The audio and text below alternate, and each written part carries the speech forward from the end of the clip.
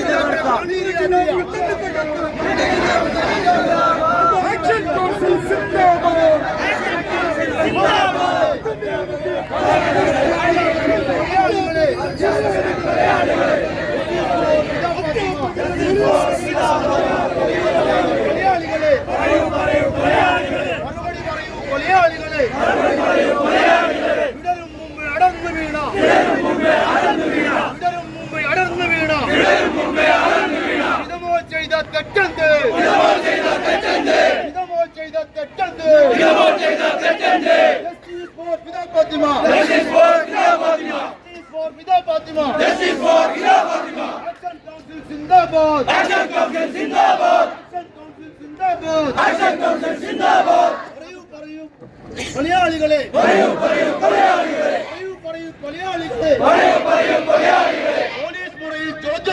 Police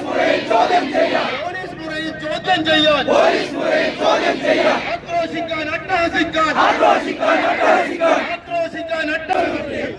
കൊലയാളികളെ അധ്യാപകരെ കൊലയാളികളെ സംരക്ഷിക്കും MES. ഇല്ല മറക്കില്ല. ഇല്ല പൊറുക്കില്ല. ഈ കുറവ് മറക്കില്ല. അധ്യാപകരെ കൊലയാളികളെ നിങ്ങൾക്കുമില്ലേ പെൺമക്കൾ.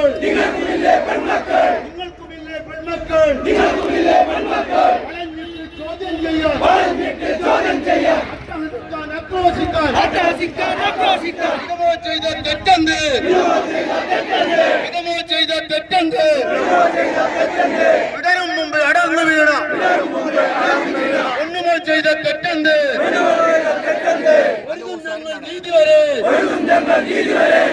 ഞങ്ങൾ നീതി വരെ തുടരും ഞങ്ങൾ ഈ സമരവും നേടിയെടുക്കും നീതി ഞങ്ങൾ. Justice for Fida Fatima. Action council സിന്ദാബാദ്. നിങ്ങൾക്കിനിയും മാപ്പില്ല. ഇൻകുലാബ് സിന്ദാബാദ്. ബഹുജനമാത് സിന്ദാബാദ്. അധ്യാപകരാം കൊലയാളികളെ അവരുടെ തെറ്റിനെ ന്യായീകരിക്കും. ന്യായീകരിച്ച് സംരക്ഷിക്കും.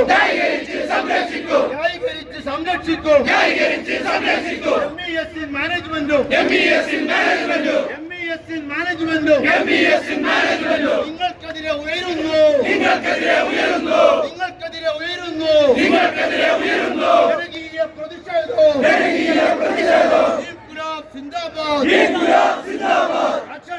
സിന്ദാബാദ്. ആക്ഷൻ കൗൺസിൽ സിന്ദാബാദ്. മലയാളികളെ അറസ്റ്റ് ചെയ്യുക.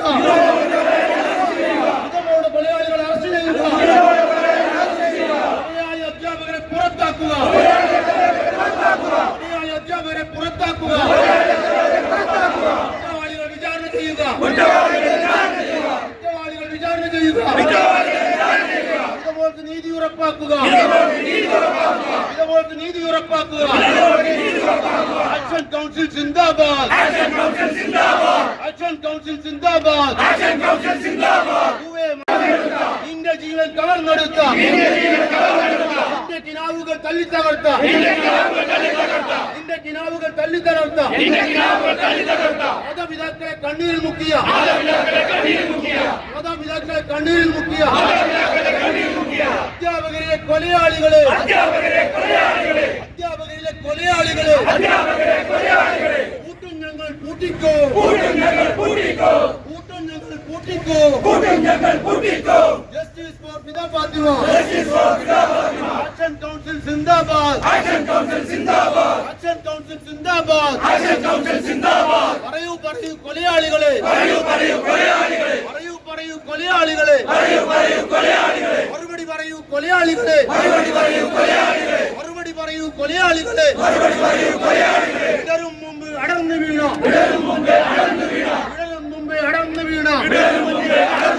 ഇതുമോൾ ചെയ്ത തെറ്റെന്ത്, ഇതുമോൾ ചെയ്ത തെറ്റെന്ത്.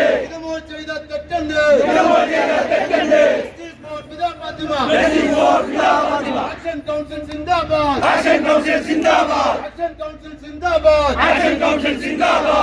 അധ്യാപന വൃത്തി പാവന വൃത്തി. MES കൊലയാളികളെ, അധ്യാപകരെ കൊലയാളികളെ,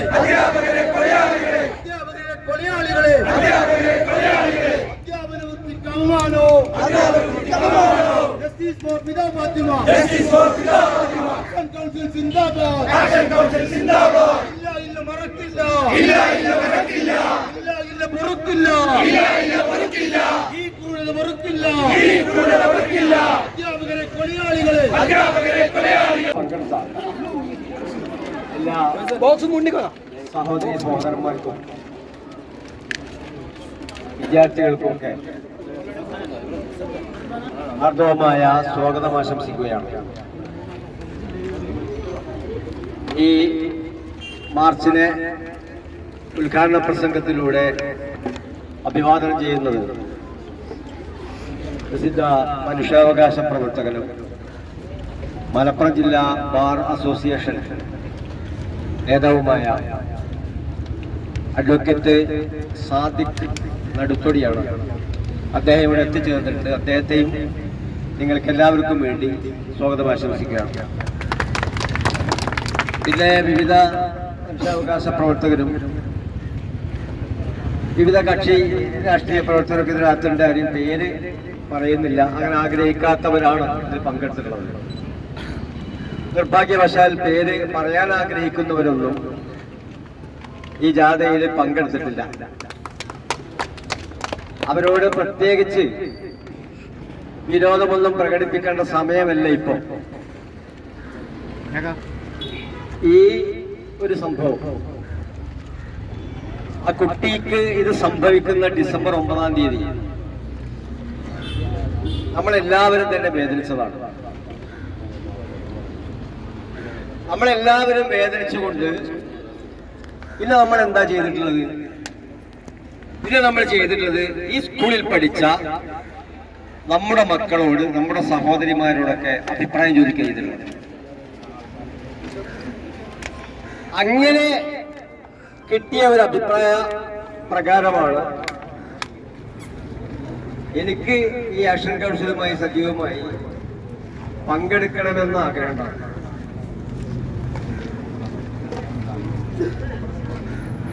കൂടുതൽ ഞാൻ പറയുന്നത് സ്കൂളിനൊരു സ്വഭാവമുണ്ട്.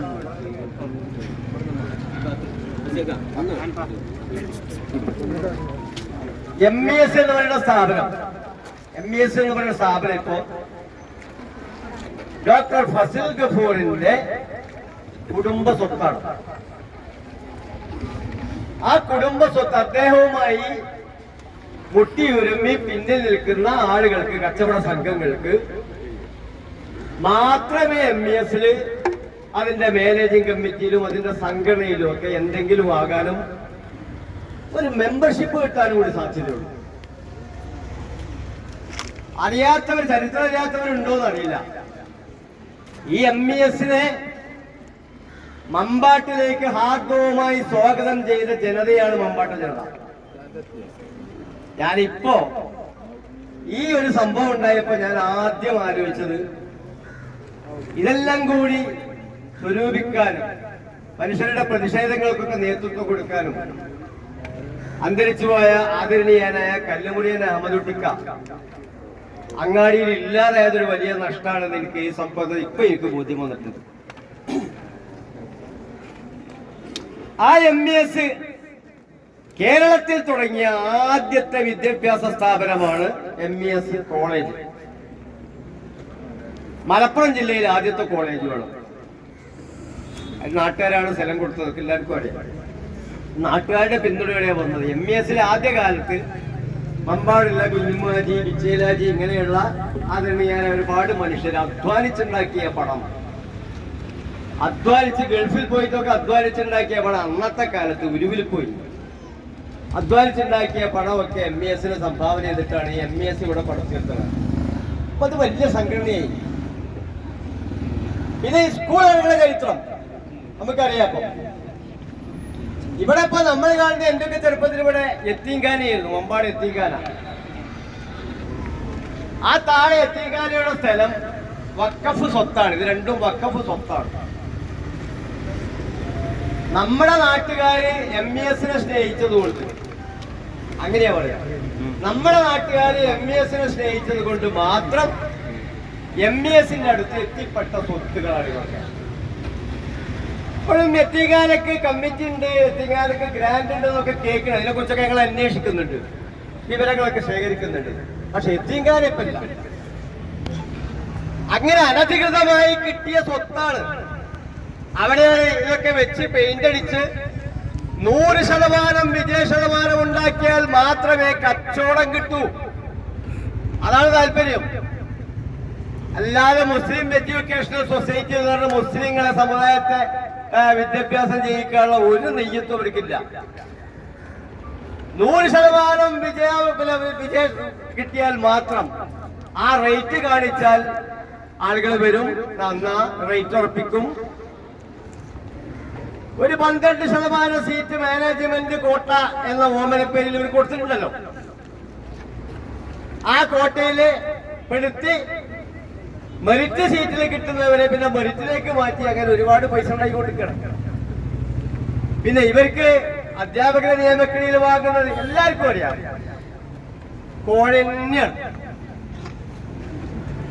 എന്നാ ഇവരെ ശമ്പളം കൊടുക്കുന്ന ആരാ?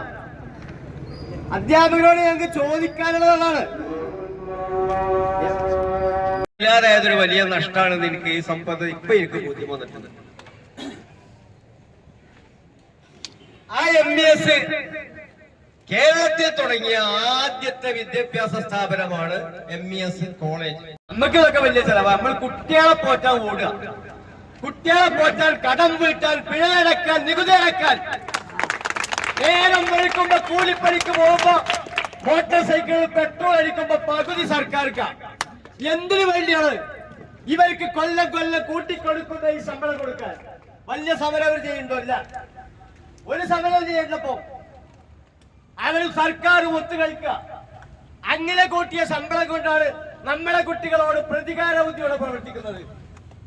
സ്വന്തം കുട്ടിയോട് സ്നേഹം ഉണ്ടോ എന്നൊക്കെ നമുക്ക് അറിയാം. അധ്യാപകരുടെ കാര്യം ഇപ്പഴാ ഡിവിഷൻ പാട് വന്നപ്പോഴാണ് സർക്കാർ ശമ്പളം നൽകുന്ന അധ്യാപകരെ ഒക്കെ സ്വന്തം സ്കൂളിലേക്ക് ചേർക്കാൻ തുടങ്ങി.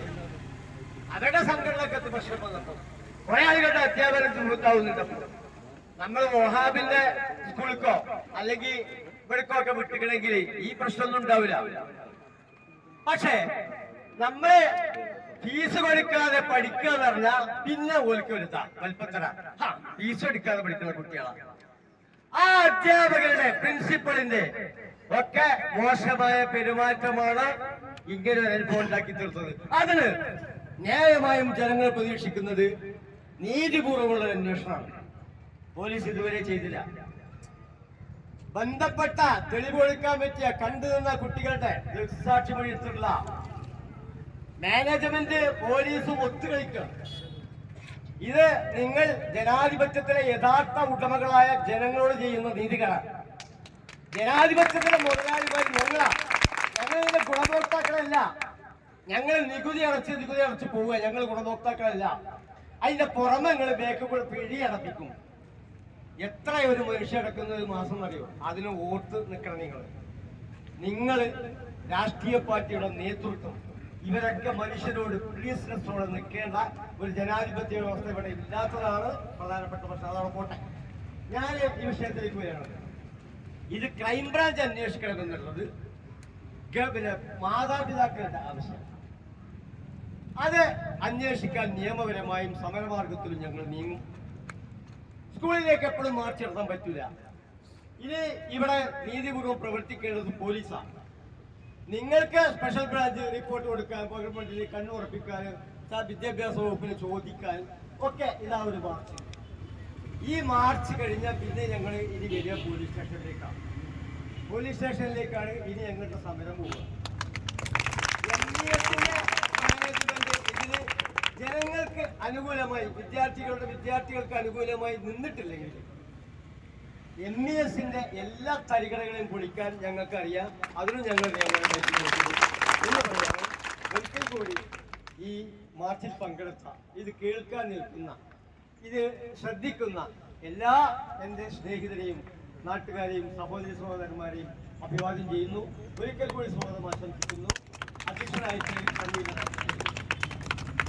അടുത്തത് മലപ്പുറം ബാർ അസോസിയേഷൻ പ്രസിഡന്റ് പ്രശസ്ത മനുഷ്യാവകാശ പ്രവർത്തകർ അഡ്വക്കേറ്റ് സാദിഖ് അടുത്തടിയുടെ ചേർന്നിട്ടുണ്ട്. അദ്ദേഹത്തെ നമ്മളെ ആശംസിച്ചുകൊണ്ട് നിങ്ങളോട് സംസാരിക്കാം.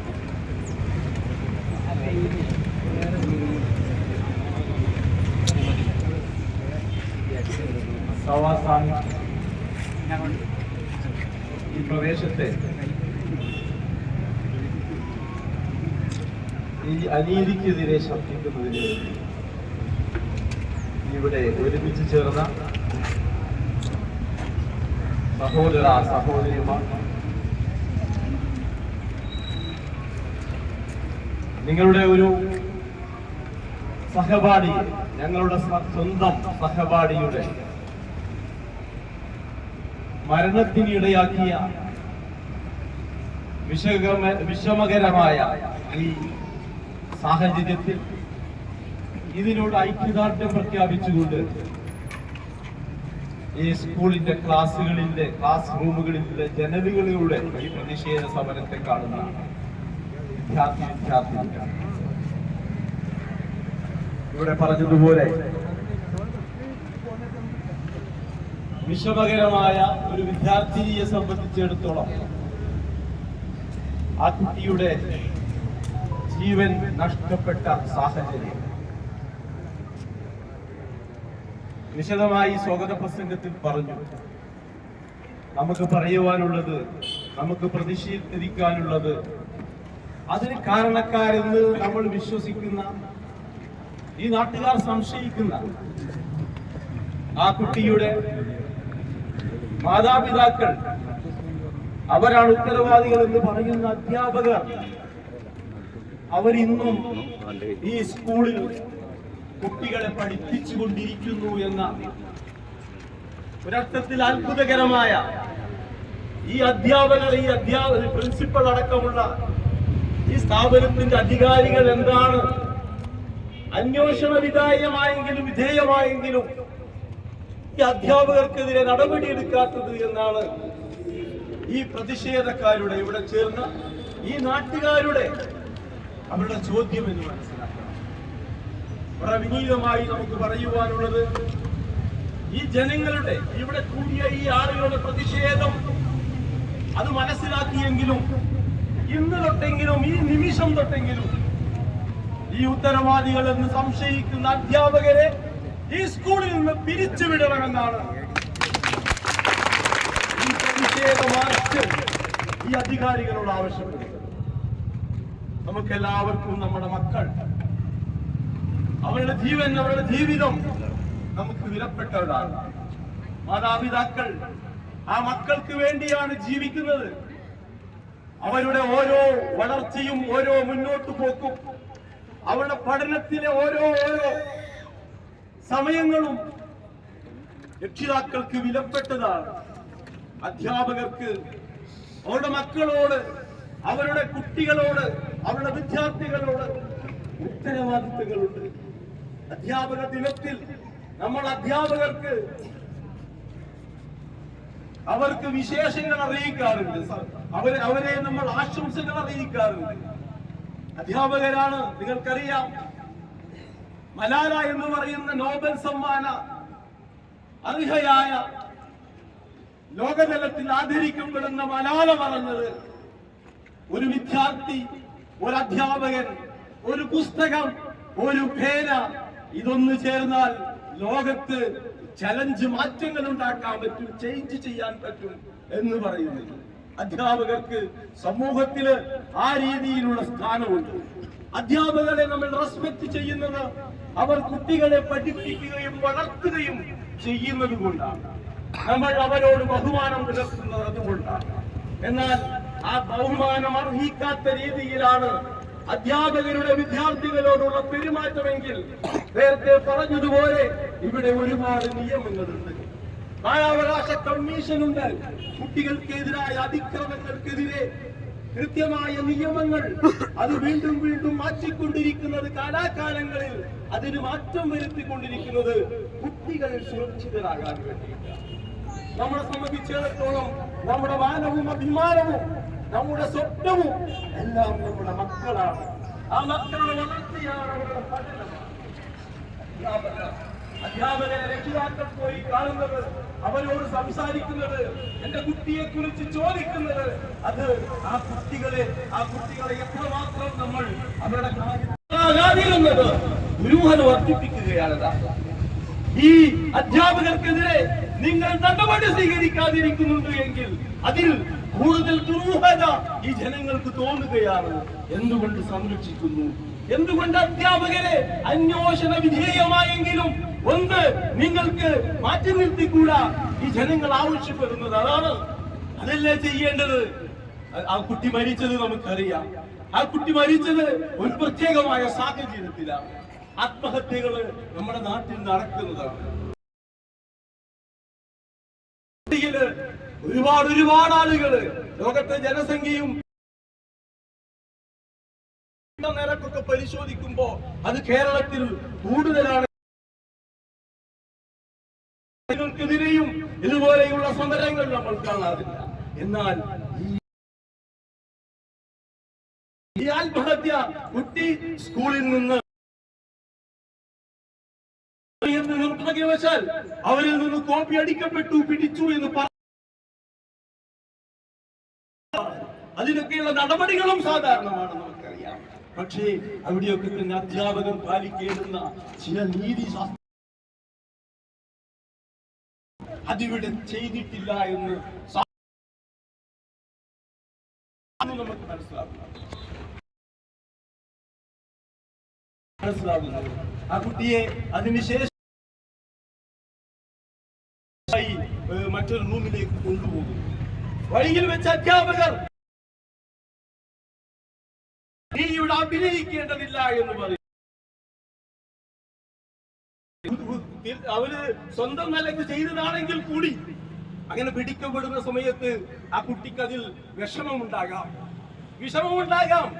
ആ വിഷമിക്കുന്ന കുട്ടിയെ സഹായിക്കുന്നതിന് പകരം, ആ കുട്ടിയോട് നല്ലത് ഉപദേശിക്കുന്നതിന് പകരം ഒരു അധ്യാപകരിൽ നിന്ന് ഉണ്ടാകാൻ പാടില്ലാത്ത രീതിയിലുള്ള പെരുമാറ്റമാണ് ആ കുട്ടിയോട് ഉണ്ടായത് എന്ന് സാഹചര്യ തെളിവുകൾ പറയുന്നു. ആ കുട്ടിയോട് മോശമായി പെരുമാറിയിട്ടുണ്ട് എന്ന് നമുക്ക് മനസ്സിലാകുന്നു. അധ്യാപകൻ ഇത് ചെയ്യാൻ പാടുണ്ടോ? ഈ അധ്യാപകൻ ഇങ്ങനെ ചെയ്തിട്ടുണ്ടെങ്കിൽ, അങ്ങനെ ചെയ്തു എന്ന് പറയുന്ന ചെറിയൊരു തെളിവെങ്കിലും നിങ്ങൾക്കുണ്ടെങ്കിൽ ബഹുമാനപ്പെട്ട പ്രിൻസിപ്പലിനോട് ഞങ്ങൾക്ക് ചോദിക്കുവാനുള്ളത്, ആ ഒരു സംശയത്തിന്റെ ബലത്തിലെങ്കിലും ഈ അന്വേഷണം നടക്കുന്ന സമയത്ത് അന്വേഷണ വിധേയമായി ഈ നാട്ടുകാർ സംശയിക്കുന്നു, ഈ സ്ഥാപനത്തിലെ പ്രധാന അധ്യാപകനായ പ്രിൻസിപ്പാൾ നിങ്ങൾക്കും ഇതിൽ ഉത്തരവാദിത്തമുണ്ടോ എന്ന് സംശയിച്ചു പോവുകയാണ്. അതുകൊണ്ട് നിങ്ങൾക്ക് ഉത്തരവാദിത്തമില്ലെങ്കിൽ ഈ സ്ഥാപനത്തിലെ മറ്റധ്യാപകർക്കൊന്നും തന്നെ ഇതിൽ അവർക്ക് പ്രത്യേകമായ താല്പര്യമില്ലെങ്കിൽ ഇതിന് ഉത്തരവാദികളെ സംശയിക്കുന്നവരെ മാറ്റി നിർത്തണമെന്നാണ് പറയുന്നത്. പോലീസും ഈ പറഞ്ഞതുപോലെ തന്നെ അതിലെ ഈ പരാതിയില് കൃത്യമായ നടപടികൾ സ്വീകരിച്ചിട്ടില്ല എന്നത് വിഷമകരമായ ഒരു സാഹചര്യമാണ്. FIR ഇട്ടിട്ടുണ്ട്. FIR ഇട്ടത് ഈ സംഭവം കഴിഞ്ഞ ഉടനെയാണ്. അതിനുശേഷമാണ് പിതാവ് ഒരു ഹർജിയുമായി, ഒരു സങ്കട ഹർജിയുമായി ഈ പ്രദേശത്തെ സർക്കിൾ ഇൻസ്പെക്ടറെ കാണുന്നത്, അറിയിക്കുന്നത്, അദ്ദേഹത്തിന് പരാതി കൊടുക്കുന്നത്. അദ്ദേഹം ചെയ്യേണ്ടത് എന്താണ്? ഒരു പരാതി കിട്ടിക്കഴിഞ്ഞാൽ പോലീസ് ചെയ്യേണ്ടത് അതിലെ അന്വേഷണം നടത്തുക തന്നെയാണ്. ഇന്നത്തെ സാഹചര്യത്തിൽ നിയമപ്രകാരമായ അന്വേഷണം നടത്തിയിട്ട് അത് കുറ്റക്കാരായ ആളുകളാണ്, അത് കുറ്റകൃത്യമാണ് എന്ന് തോന്നുന്നുവെങ്കിൽ ബോധ്യപ്പെടുമ്പോഴല്ല, അവിടെ കുറ്റകൃത്യമുണ്ട് എന്ന് തോന്നാൻ സാഹചര്യമുണ്ടെങ്കിൽ അവിടെ FIR രജിസ്റ്റർ ചെയ്യണം. FIR രജിസ്റ്റർ ചെയ്തതാണെങ്കിൽ ആ സംശയിക്കുന്ന ആളുകൾക്കെതിരെ പ്രതി ചേർത്തുകൊണ്ട് ആ FIR മാറ്റം വരുത്തണം. ബന്ധപ്പെട്ട സാക്ഷികളെ വിസ്തരിക്കണം. ബന്ധപ്പെട്ട സാക്ഷികളെ അവരെ മൊഴിയെടുക്കണം. ഞാൻ മനസ്സിലാക്കിയെടുത്തോളം ആ പരാതിയിൽ കൃത്യമായി ഫിദയോടുകൂടെ ആ സമയത്ത് മുഴുവൻ സമയവും കൂടെ ഉണ്ടായിരുന്ന ആ സഹോദരിമാരെ, ആ സഹപാഠികളെ പോലീസ് ഇതുവരെ ചോദ്യം ചെയ്തിട്ടില്ല എന്നാണ് മനസ്സിലാക്കുന്നത്. ഈ കുടിയാളുകൾക്ക് പോലീസിന്റെ ഈ നടപടിയിലും പ്രതിഷേധമുണ്ട്. ഇവിടെ കുടിയാളുകൾക്ക് പോലീസിന്റെ ഈ നടപടിയിലും പ്രതിഷേധമുണ്ട്.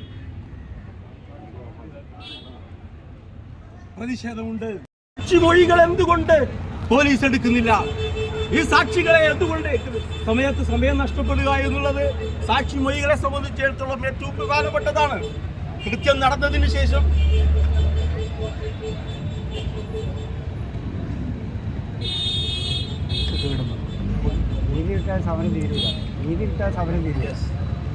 ഒരു കൃത്യം നടന്നതായി പോലീസിന് വിവരം കിട്ടിയാൽ ആ കൃത്യത്തിന്റെ സാക്ഷികളാരെങ്കിൽ ആ സാക്ഷികളുടെ മൊഴിയെടുക്കുക എന്നുള്ളതാണ് പോലീസ് ചെയ്യേണ്ട ആദ്യത്തെ നടപടി.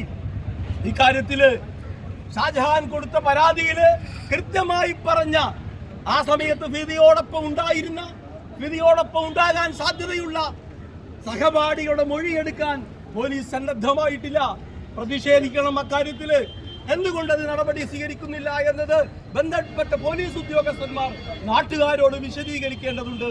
നേരത്തെ സ്വാഗത പ്രസംഗത്തിൽ പറഞ്ഞതുപോലെ പോലീസും ഈ അധ്യാപകരെ പോലെ തന്നെ, ഇവിടുത്തെ പ്രധാന അധ്യാപകരെ പോലെ തന്നെ നിഷ്ക്രിയത്വമാണ് തുടരുന്നത് എങ്കിൽ തീർച്ചയായും പോലീസ് സ്റ്റേഷനിലേക്ക് മാർച്ച് ചെയ്തുകൊണ്ട് അതിന്റെ മറ്റ് നടപടികൾ സ്വീകരിച്ചുകൊണ്ട്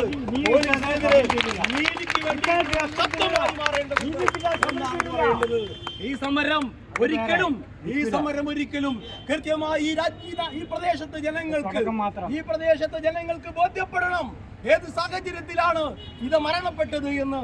ഇത് മരണപ്പെട്ടതുമായി ബന്ധപ്പെട്ട് ആരെങ്കിലും അതിന് ഉത്തരവാദികളാണെങ്കിൽ ആ ഉത്തരവാദികൾക്കെതിരെ നടപടിയെടുത്തിട്ടുണ്ട് എന്ന് ഉറപ്പാക്കപ്പെടാത്ത സാഹചര്യത്തില് ഈ സമരം അവസാനിപ്പിക്കുന്ന പ്രശ്നമില്ല.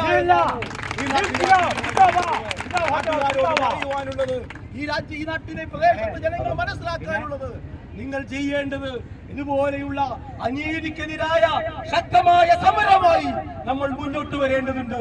നമ്മുടെ മക്കളും ഈ സ്കൂളിൽ പഠിക്കുന്നവരാണ്. അവരെ നമ്മൾ സ്കൂളിലേക്ക് പറഞ്ഞയക്കുന്നത് അധ്യാപകരിൽ നിന്ന് അവർക്ക് കൃത്യമായ ശിക്ഷണം കിട്ടും എന്ന് കരുതിയിട്ടാണ്.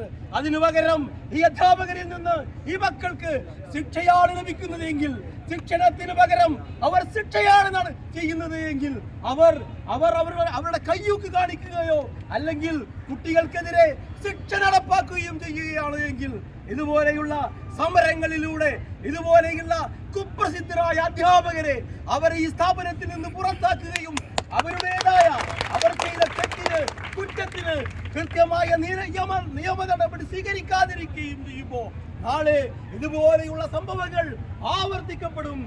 അത് ഈ നാട്ടിൽ നമുക്ക് ഒഴിച്ചുകൂടാൻ പറ്റാത്ത, ഒരുപക്ഷെ നമുക്ക് ഒരുപാട് പ്രശ്നങ്ങൾ ഉണ്ടാക്കുന്ന, നമ്മുടെ കൃത്യമായ രീതിയിലുള്ള ജീവിതം സാധ്യമാകാത്ത സാഹചര്യം ഉണ്ടാകുമെന്നുള്ളതുകൊണ്ട് ഈ നാട്ടുകാരൊക്കെ ഈ സമരത്തിൽ ശക്തമായി ഇതിന്റെ ഒരു വിജയം ഉണ്ടാകുന്നത് വരെ ഈ സമരത്തിൽ ഉണ്ടാകണമെന്ന് അഭ്യർത്ഥിച്ചുകൊണ്ട് ഈ ജനങ്ങളുടെ ജനകീയമായ പരിപാടി ഉദ്ഘാടനം ചെയ്തതായി പ്രഖ്യാപിച്ചുകൊണ്ട് ഞാൻ അവസാനിപ്പിക്കുന്നു.